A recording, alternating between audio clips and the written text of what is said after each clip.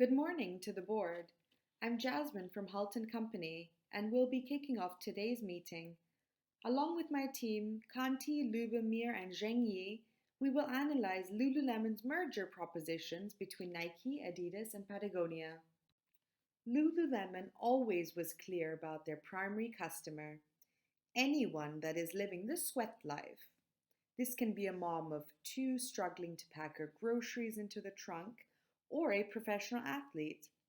It is your world class fabrics, innovative design concepts, and functional technology which sets you apart and supports ultimate performance potential for the customer.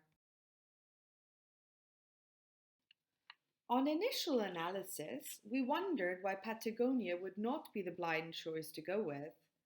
After all, both the brands are of roughly the same size compared to Adidas and Nike, of course. Financially speaking, Lululemon even has a higher revenue than Patagonia.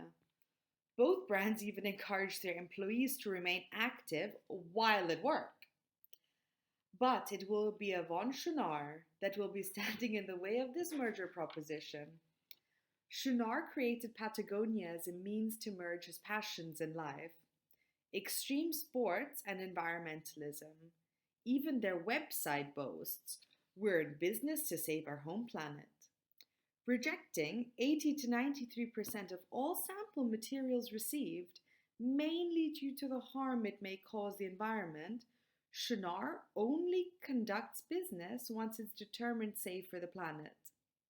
This strict company culture and pillar on which Patagonia stands poses a significant threat to Lululemon.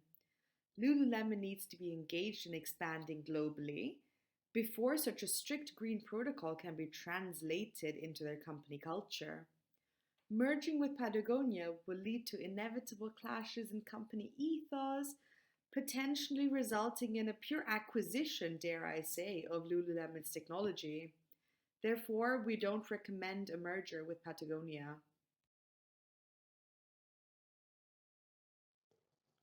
One of the potential merger companies that was considered is Adidas. Adidas has a worldwide presence and factories all over the world. However, Adidas might not be a good fit because of lesser patents. 434 patents compared to Nike's 4,200 patents. Also, Adidas bought Reebok in 2006 for 3.1 billion US dollars, and the merger didn't go well. And currently, Adidas is exploring the sale of Reebok.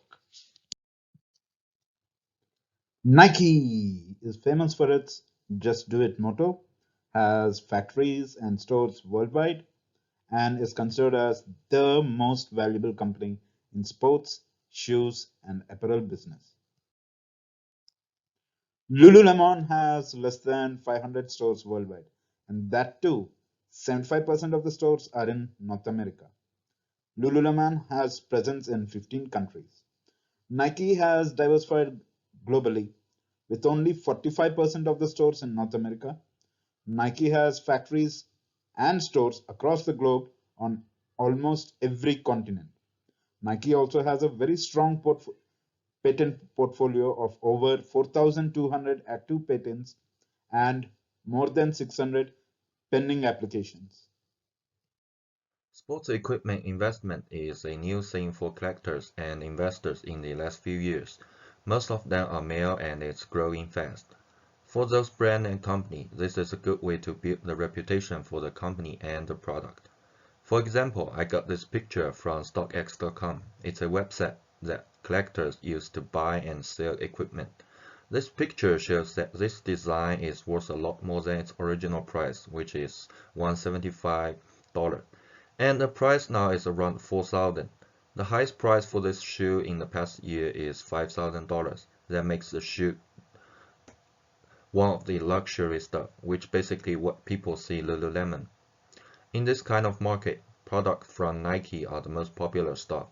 So if Lululemon can work with Nike and see if they can do something about it, there must be some good effect on the Lululemon brand and the product. So we think the best strategy to merge with Nike is to keep their brand name as a sub-brand, just like Jordan, so that Lululemon can be a part of Nike and focus on yoga player, which always are their main client.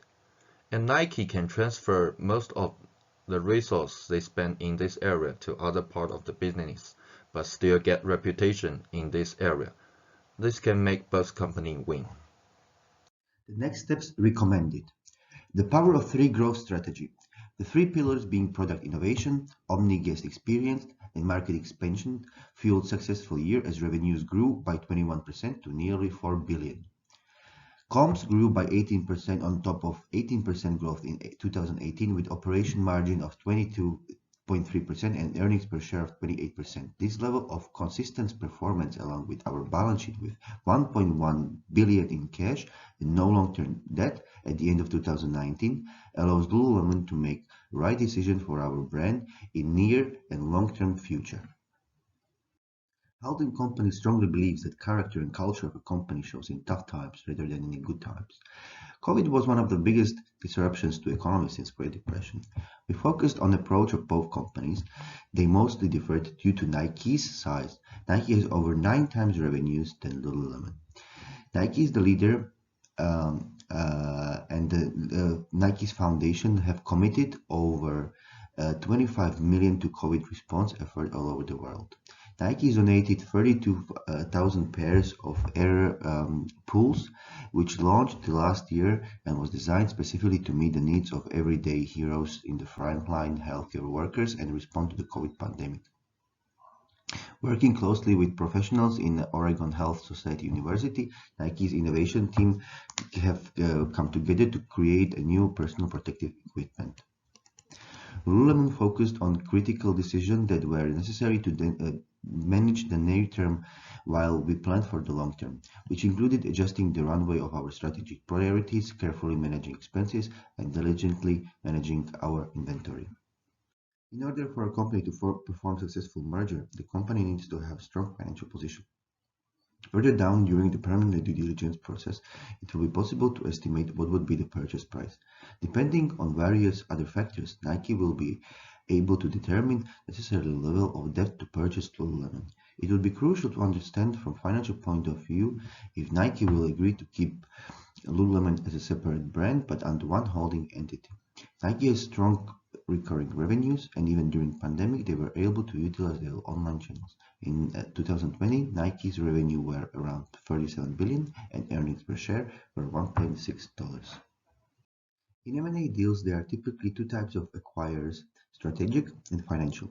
Strategic acquirers are other companies, often direct competitors or companies operating in adjusted industries, such that the target company would fit nicely with the acquirer's core business.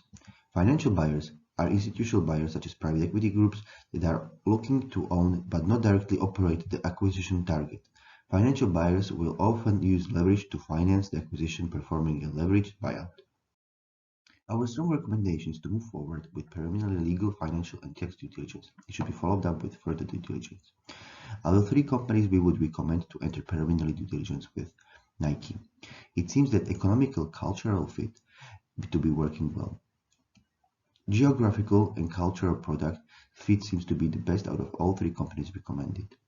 During our preparation for today's meeting, we went on to extensive research in fashion and sport wear industry, and we found potential target for the merger that was not on the list. The company named Under Armour. The revenues are comparable to Lululemon, and both are based in UK and have global operations.